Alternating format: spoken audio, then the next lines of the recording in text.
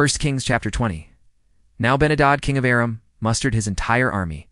Accompanied by 32 kings with their horses and chariots, he went up and besieged Samaria and attacked it. He sent messengers into the city to Ahab, king of Israel, saying, "This is what Ben Hadad says, your silver and gold are mine, and the best of your wives and children are mine." The king of Israel answered, "Just as you say, my lord the king. I and all I have are yours." The messengers came again and said, "This is what Ben Hadad says. I sent to demand your silver and gold, your wives and your children. But about this time tomorrow, I am going to send my officials to search your palace and the houses of your officials. They will seize everything you value and carry it away." The king of Israel summoned all the elders of the land and said to them, "See how this man is looking for trouble? When he sent for my wives and my children, my silver and my gold, I did not refuse him." The elders and the people all answered, "Don't listen to him or agree to his demands." So he replied to Ben Hadad's messengers, "Tell my lord the king, your servant will do all you demanded the first time. But this demand I cannot meet." They left and took the answer back to Ben Hadad. Then Ben Hadad sent another message to Ahab, "May the gods deal with me, be it ever so severely, if enough dust remains in Samaria, to give each of my men a handful." The king of Israel answered, "Tell him, one who puts on his armor should not boast like one who takes it off."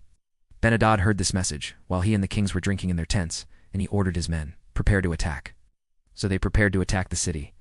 Meanwhile, a prophet came to Ahab, king of Israel, and announced, "This is what the Lord says. Do you see this vast army? I will give it into your hand today, and then you will know that I am the Lord." "But who will do this?" asked Ahab. The prophet replied, "This is what the Lord says. The young officers of the provincial commanders will do it." "And who will start the battle?" he asked. The prophet answered, "You will." So Ahab summoned the young officers of the provincial commanders, 232 men. Then he assembled the rest of the Israelites, 7,000 in all.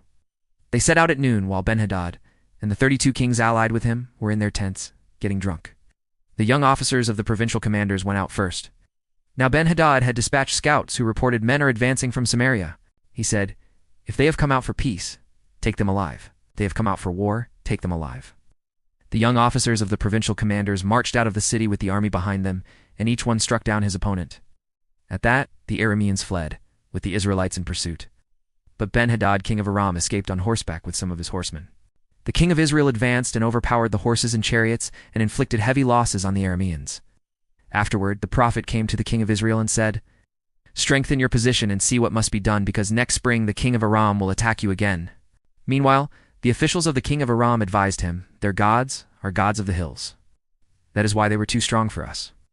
But if we fight them on the plains, surely we will be stronger than they. Do this: remove all the kings from their commands and replace them with other officers. You must also raise an army like the one you lost, horse for horse and chariot for chariots, so we can fight Israel on the plains. Then surely we will be stronger than they."